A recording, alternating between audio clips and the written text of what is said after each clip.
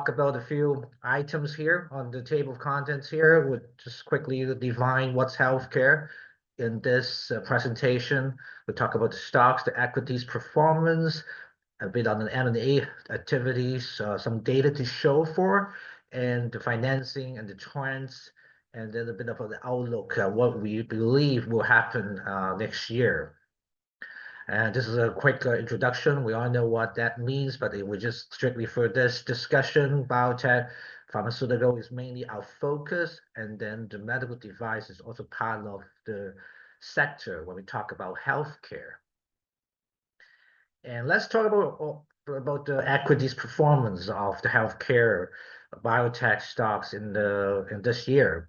You can see these are the two charts that show the U.S. markets in general. The first one being on the biotech index, the ETF, that tracks about 150 companies in the biosector, mostly the mid-cap to small to mid-cap companies across. And you can see it's since up to date now this year about 8.4% or above, which is not bad at all. And you compare what happened to the last 2 years is actually pretty good, because last 2 years has been down quite a bit.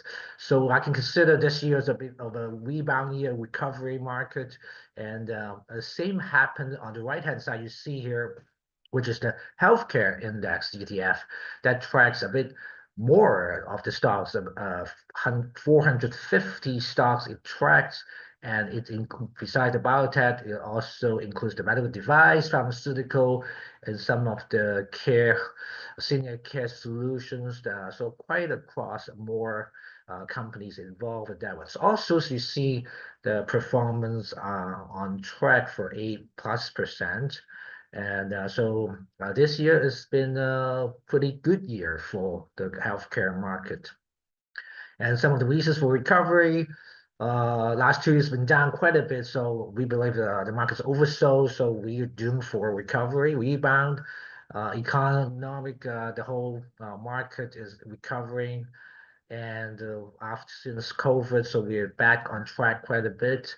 And also there's more FDA approvals last year, so it actually attracted more investment into the sectors, and then more M&A activity, so encourage more companies, and more the valuations become higher for investors. Interest has already increased. So this just touch upon quickly on the Canadian market. This is the only slide that will talk about the Canadian markets, and the healthcare index here performed quite well, much higher than what we've seen in the earlier charts. But just note that this healthcare index only actually covers a few healthcare stocks within the Toronto Stock Exchange Composite Index. So there's only not too many stocks in this index it tracks. So that's why a couple of stocks, the senior care home rental companies, have done really well this year, already carry the index for such a good performance. And on top of the case, we already talked a bit about sort of a case study, a quick one, when we talk about stock performance. So this company, Regeneron Pharmaceutical, listed on NASDAQ, REGN, have gone through quite a bit of roller coaster this year. And it's very interesting because it was earlier in June, it actually got approval from the EU for its drug called Opspono, which is treating lymphomas. So the stock actually went up drastically until like September from $900 plus to $1,200. So it's a 52-week high, and then it came down quite rapidly in the next few months, because the court in U.S. actually ruling that's to allow a biosimilar products from Amgen, which is a big biotech pharmaceutical company. It's actually be allowed for them to launch the product to be competitive for one of the flagship products of Regeneron called Eylea, which is treating eye-specific eye disease, muscular disease. So you can see how in the stock market, stocks can perform really well and also can be risky, and on the other hand too. And just talk about a bit of an M&A activities here. We see a bit of a similar in terms of the deal size, number of deals this year compared to last year, because we can only have the first 2 quarters of this year data available to us. And then it was, you can see about 56.6% of last year in whole year. So about quite similar in terms of the deal size, sorry, number of deals here. But in terms of the price per deal actually decreased. That's just a shift of the whole M&A space to be focused more on the mid to smaller size deals. So that's why the price per deal is actually decreased compared to last year. And this one also show you just the picture of summary of what I just talked about.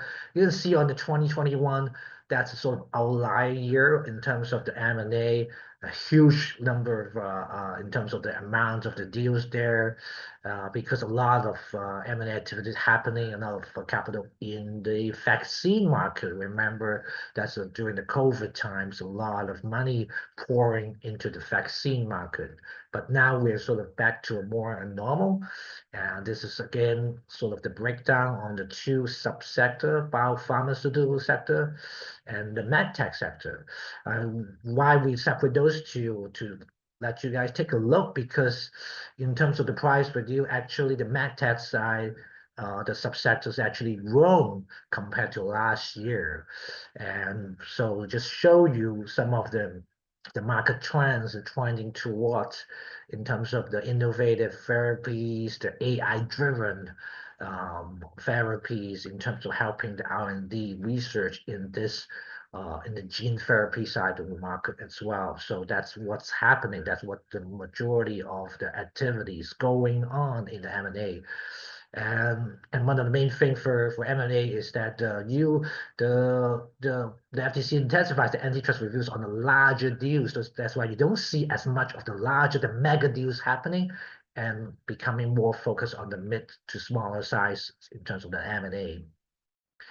And we talked about the case last time. This one specific case on the M&A. Why it's of interest? Because Catalent is an NYSE company, got acquired by Novo. Novo is the investment arm on Novo Nordisk, which is one of the very famous global biopharmaceutical company. And they, the investment arm of it, they invest and they acquire this company because they have we call Catalent itself is a global leader in the contract development and manufacturing organization services. So they're acquiring for their manufacturing infrastructure is big enough for them. Even though Catalent itself is struggling financially, it's a good opportunity for a shareholder. And they end up in terms of of course, because of the acquisition, they've grown over 30% of their stock price, and it's expected this transaction to close by the end of this year. And to talk about on the financing side, I think VC is the main driving force we see in terms of the financing, which have seen some really good growth this year. And we have seen a very good market potential in terms of the VC, where because last year, remember what happened to Silicon Valley Bank, the collapse of it. So the lack of venture capital was actually some disruption in the VC market. And we are here because we see that the VCs are back on the market supporting the startup companies. So it's a healthy situation of what's going on compared to last year. So the main thing you see here is reached 75% so far this year with the total fundraising of last year.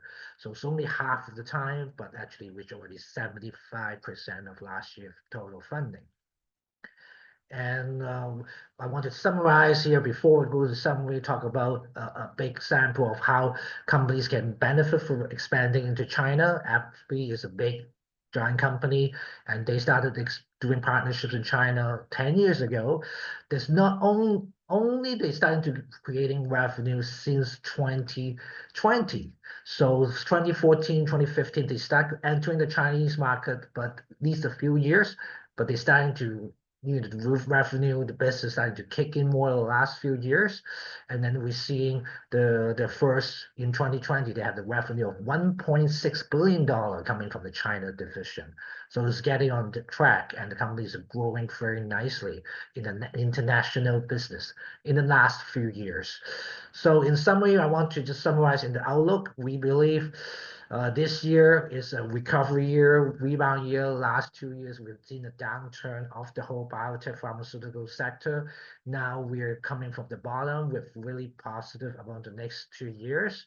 And it's going to be driven by AI research. We are focused on how to assist in terms of the gene therapy, immunotherapy, gene editing, and telemedicine, of course, is still in the favor of the capital market.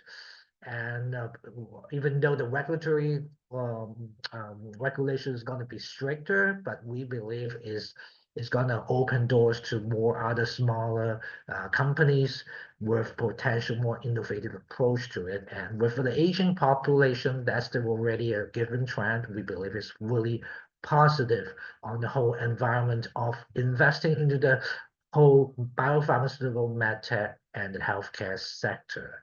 So thank you for your time here with us. So that's it for my presentation.